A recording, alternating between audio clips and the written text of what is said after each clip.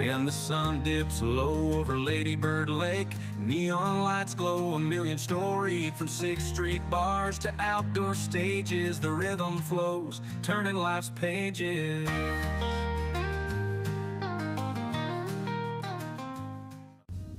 Hello, welcome to another segment of my podcast series, The Way We Were. Various stories about Brownsville's past and history during my lifetime, I would say from the 50s onwards. And today's segment is going to be very interesting. It is the second installment of an interview that I had with a dear friend, Rick Manautou. And what it covers is that particular period in the 70s, all through the 70s, when Austin was literally the music capital of the country. He was there during that period, and his little commentaries on who was appearing in concert is very fascinating. I hope you enjoy it. Yeah, when I came through and we were talking about the mid 70s and in that range, I don't know, late 70s going into there, that was when Austin was a beautiful music scene. Oh, I mean, it was the capital of music. Who did you see? Guys you can think of, I saw Bob Marley there. Yeah. Remember Albert King at Antone's? BB, Albert, I saw it. I mean, it was just... They're coming out of the wall. Big Brothers, I mean, you name it. Even And then Willie was strong. the Grateful Dead. Grateful Dead. Where'd you see them at? At the Armadillo World headquarters. World. Grateful Dead. At the Armadillo. Bob Marley played there too. Yeah. And I saw him also in Jamaica. Yeah, in Kingston. And the grill. The grill. Oh, yeah, there you go. Yeah, sure. Bob Marley. I saw him in New Orleans. He was at the Warehouse. You ever heard of the Warehouse there? Oh, yeah. No, he was. And he had the Doo-Doo Girls. The Boo-Wop Girls. And all that. Oh, He was one of my favorites. Yeah. I saw Carlos Santana, Jimi Hendrix. Yeah. And I saw Jim Morrison and the Doors in Mexico City when he was banned from the United States at the Camino Real. Come on. With $500 a ticket. Oh, man. Shoot. So it was like maybe 150, 200 people in that.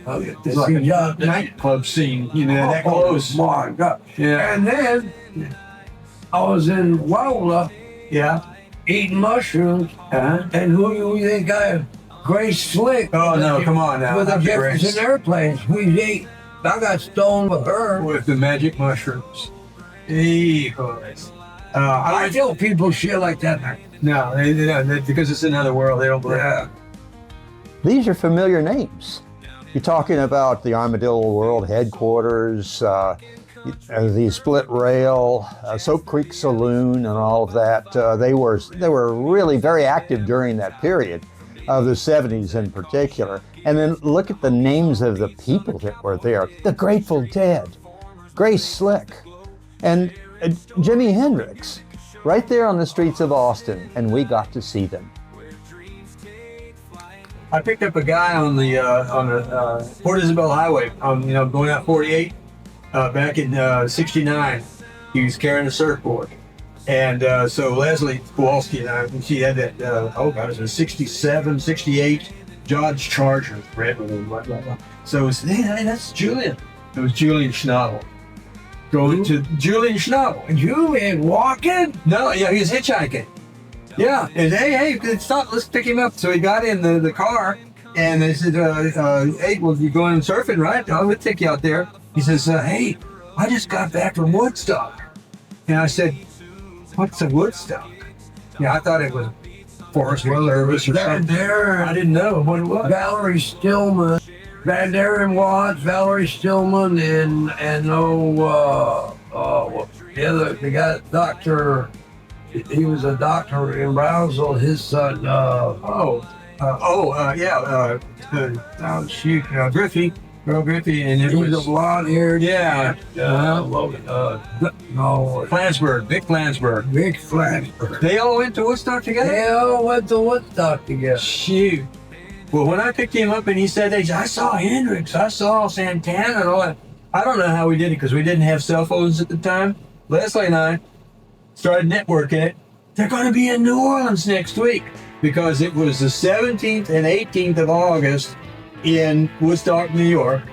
And then we said, shoot, they're going to be outside. It's called the New Orleans Pop Festival next week. And it was the 30th, 31st, and 1st or something like that of September, August, September. Let's go. So she gave some kind of fake story to her grandma because she was living with her grandma. The grandma was seen out. I'm going to go sleep with a friend's over a friend's house. Okay, go ahead. We took off from Brownsville, tailed it to Woodstock too. And I saw Grace Slick there. We came in and there's Grace Slick singing all of her songs. Yeah, That's amazing. Now here, what about the split rail and all of that? Didn't they have talent coming through there? The split rail? Yeah. Or They just had proof. It's all country west following. yeah. Well, Waylon and all that was coming through at the time, wasn't he? Waylon Jennings, yeah. Willie. Willie didn't play that much there. What about Stevie Ray Vaughan? Jerry Dunn. Who's that? He was another famous country guy and Austin local guy. Oh yeah. Jerry Dunn. And they had just local bands there, nothing really famous. Yeah. The famous places, of course, was Antone's and Armadillo Headquarters. That's where you saw all the big names. It was Jack, his head of the I even saw Elvis Presley before Come on. in Austin. See, because he died in '76. Yeah, So you were there and you saw him. I saw. What was he doing? He had a concert in Austin. Oh, he was. Oh, shoot. Yeah. My goodness. I remember that when I would come through from time to time from down south, I would stop by and you would film in, and I didn't know those names because I was out of the country for 10 years. Yeah. And so I said, well, who the heck is it? And I remember Stevie Ray Vaughan. You mentioned them, and Commander Cody and the Lost Planet Airmen. Commander Cody. Yeah. Commander Cody. Yeah. And then Doug Somm. Remember him? Yeah. Doug Somm. Yeah. Sure. Yeah. And the 13th floor elevators. Oh wow, yeah. That's getting back into the hippie days there. 13th floor elevators. Surfing days. Yeah. 13th floor elevators. Right. They were out of Galveston. Yeah. Well, I saw them in, more so ZZ Top. ZZ Top. Yeah. Oh yeah, because that's LaGrange. That song came on when you read about that time, didn't it? Yeah. Outrageous. Well, let's get this thing going so I can go home. And Well, we've been recording all along.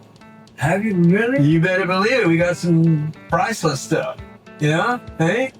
We're recording right now? Yeah, we went down in history already. Yeah, good man.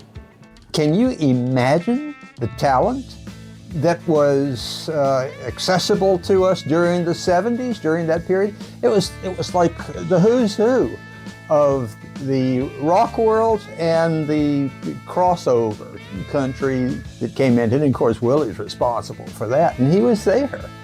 We saw these people on a nightly basis. We saw them walking down this street in Austin during that period.